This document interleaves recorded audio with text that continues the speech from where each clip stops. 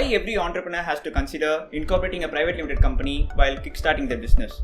Why in India we generally consider private limited companies one of the best alternative way of floating their business?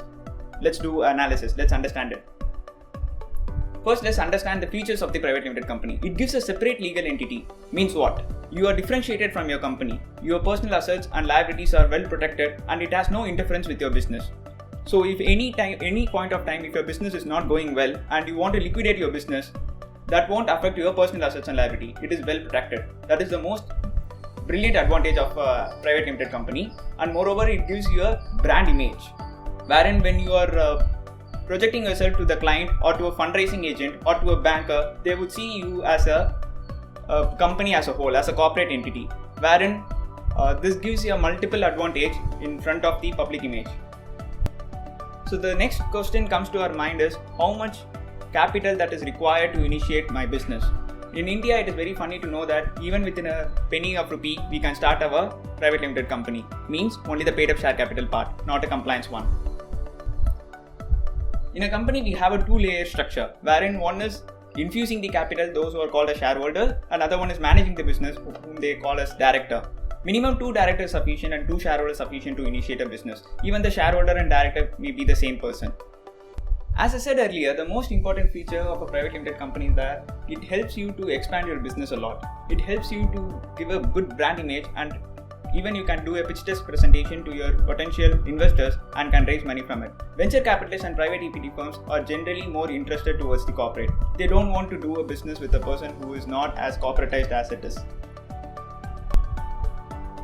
If you want to scale up your business to a next level, private limited company won't be a proper mode of operandi where you have to go for a public market. You have to incorporate yourself as a public limited company, wherein it's just a one-step approach to convert yourself from private to public limited company. It'd be very shocking to know that tax rate in India for corporate is very less when compared with the individual. Yeah, you heard me right. The tax rate for a corporate is just 25.168% when compared with the individual tax rate, which goes from 34% to 42.74%.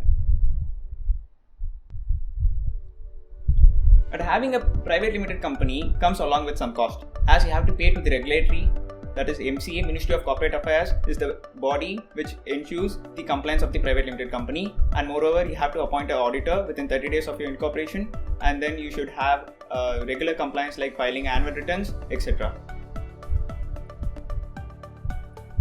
In recent times, it is very easy to start a business, but it is very difficult to sustain it.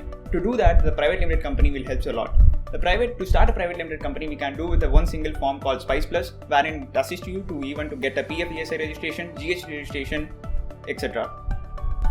However, please keep that in mind that it is not that every private limited company has to take all this registration. It comes along with the certain threshold limits. That is, PFESI is mandatory for those organizations with the employees of more than 10 to 20 respectively, and GST registration is mandatory only if the turnover of the company is more than 20 lakhs or 40 lakhs, as the case may be.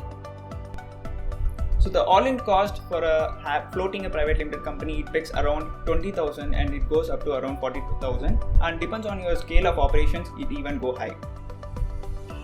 To summarize, 3 main reasons why you have to incorporate your business as a private limited company. First and foremost, if you do a venture as a proprietor, it is just your passion. But if you incorporate as a private limited company, then it's an official business. Secondly, it helps to scale up the business via fundraising from private equity lenders and bankers, since private limited company is regulated by law, which creates trust in the minds of the outsiders and stakeholders. And the last most important reason, if your business is not going good due to cost overrun or liquidity issue and you want to wind down your operation, you can do it without your personal asset getting touched.